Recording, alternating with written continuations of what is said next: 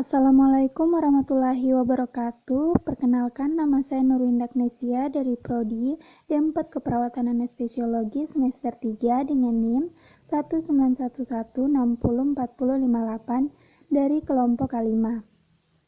Di sini saya akan melakukan evaluasi persiapan alat anestesi atau statics dengan menjelaskan beberapa persiapan alat-alat anestesi.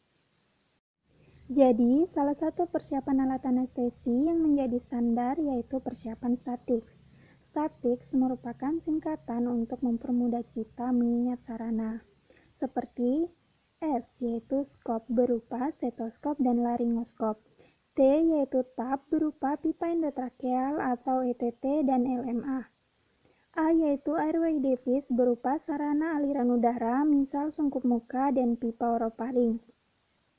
Kemudian T yaitu tape berupa plester, kemudian I yaitu inducer berupa stilet dan forceps margil, dan C yaitu konektor, dan S yaitu suction. Baik, sekarang kita masuk di skop, yaitu berupa stetoskop dan laryngoskop. Seperti yang terlihat pada gambar, itu merupakan stetoskop.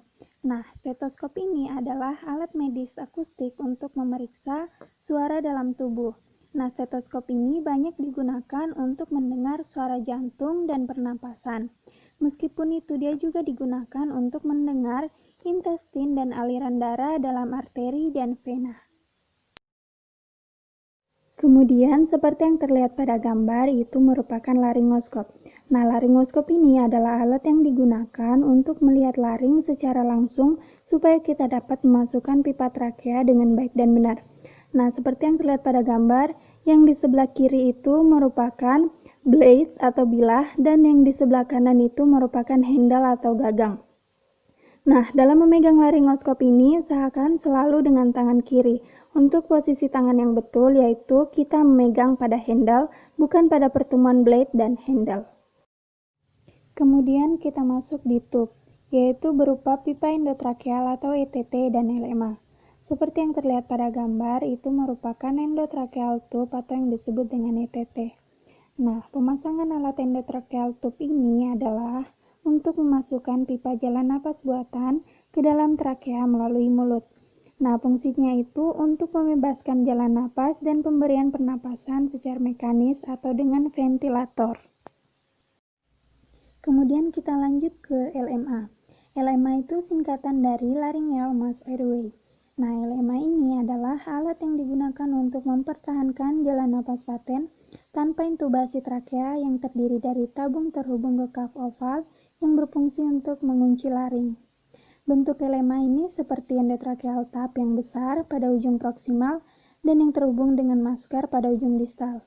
Nah, untuk keuntungan LMA ini dibanding dengan ETT adalah berkurangnya resiko stridor post-operasi.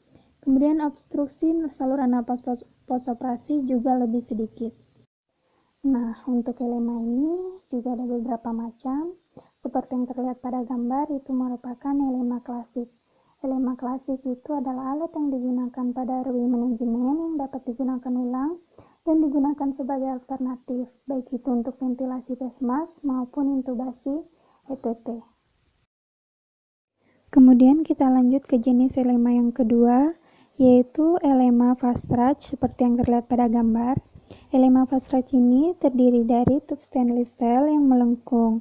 Diameter internalnya yaitu 13 mm yang dilapisi dengan silikon, konektor 15 mm, handle, cuff, dan suatu batang pengangkat epiglotis. Perbedaan utama antara LMA klasik dan LMA fast stretch ini yaitu pada tube baja, handle, dan batang pengangkat epiglotis. Untuk LMA jenis ini memegang peran penting dalam manajemen kesulitan intubasi yang tidak terduga. Juga cocok untuk pasien dengan cedera tulang belakang bagian servikal dan dapat dipakai selama resusitasi kardiopulmonal. Kemudian kita lanjut ke jenis LMA yang ketiga, seperti yang lihat pada gambar, itu merupakan LMA proseal. LMA proseal mempunyai dua gambaran desain yang menawarkan keuntungan lebih dibandingkan dengan LMA standar selama melakukan ventilasi tekanan positif. Yang pertama yaitu tekanan sel jalan napas yang lebih baik yang berhubungan dengan rendahnya tekanan pada mukosa.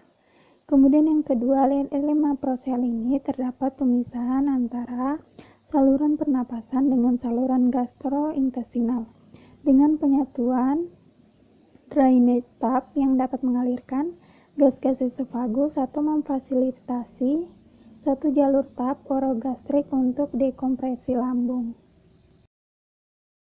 Kemudian kita lanjut ke jenis elema yang keempat, yaitu seperti yang terlihat pada gambar merupakan elema fleksibel. Untuk bentuk dan ukuran masnya hampir menyerupai dengan elema klasik. Nah, elema fleksibel ini berguna pada pembedahan kepala dan leher, maksilofacial, dan THT. Elema fleksibel ini juga memberikan perlindungan yang baik terhadap laring dari sekresi dan darah yang ada di atas elema fleksibel. Elema fleksibel ini juga populer digunakan untuk pembedahan nasal dan pembedahan intraoral, termasuk tonsilektomi. Nah, sekarang kita masuk di airway device, yaitu berupa sarana aliran udara, misal seperti sungkup muka dan pipa orofaring. Nah, seperti yang terlihat pada gambar, itu merupakan oropharyngeal tube. Memasang oropharyngeal tube ini adalah tindakan pemenuhan kebutuhan oksigen dengan membebaskan jalan napas melalui pemasangan oropharyngeal tube melalui rongga mulut ke dalam paring. Tujuannya yaitu untuk membebaskan jalan napas, mencegah lidah jatuh atau melekat pada dinding posterior paring, dan memudahkan penghisapan lendir. Nah, untuk pemasangannya ini tidak boleh dipasang pada pasien yang sadar, tetapi dipasang pada pasien yang tidak sadar atau pada pasien dengan penurunan kesadaran. Kemudian seperti yang terlihat pada gambar itu merupakan ambubek. Nah, ambubek ini merupakan alat bantu pernapasan yang terdiri dari bag yang berfungsi untuk memompa oksigen udara bebas dan yang terdiri dari pipa berkatup dan masker yang menutupi mulut dan hidung. Nah, ambubek ini biasanya digunakan untuk memberikan tekanan pada sistem pernapasan pasien yang napasnya itu terhenti atau yang napasnya tidak adekuat.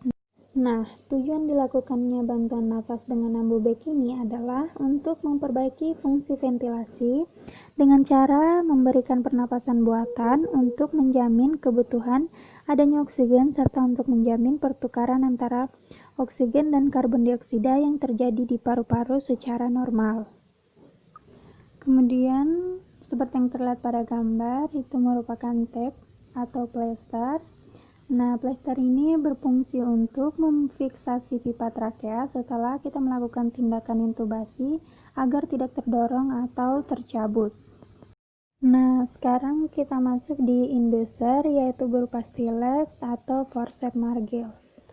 Nah, seperti yang terlihat pada gambar, itu merupakan stylet yang digunakan untuk mengatur kelengkungan pipa endotrakeal sebagai alat bantu saat insersi pipa. Kemudian ada yang namanya forceps margils, yaitu alat yang digunakan untuk memasang intubasi atau alat bantu saluran napas yang digunakan untuk mengambil benda asing dari saluran napas bagian atas pasien. Kemudian kita masuk di konektor. Nah, seperti yang terlihat pada gambar, konektor ini yaitu hubungan antara mesin respirasi atau anestesi dengan sungkup muka serta penghubung-penghubung yang lainnya. Nah, seperti yang kita lihat, ada berbagai macam ukuran. Nah, kita bisa pakai nanti sesuai dengan kebutuhan. Kemudian kita masuk pada yang terakhir, yaitu suction, seperti yang kita lihat pada gambar. Suction atau penghisapan itu adalah tindakan untuk mempertahankan jalan napas sehingga memungkinkan terjadinya proses pertukaran gas yang adekuat dengan cara mengeluarkan sekret pada pasien yang tidak mampu mengeluarkannya sendiri. Nah, untuk suction ini biasanya dilakukan dengan memakai kateter penghisap melalui NTT, orotracheal tube atau OTT, tracheostomy tube atau TT pada saluran pernapasan bagian atas dengan tujuan untuk membebaskan jalan napas, mengurangi retensi sputum, merangsang batuk, mencegah terjadinya infeksi paru. Baik, demikianlah penjelasan dari saya mengenai persiapan alat-alat anestesi. Apabila ada kesalahan kata, mohon maaf. Wassalamualaikum warahmatullahi wabarakatuh.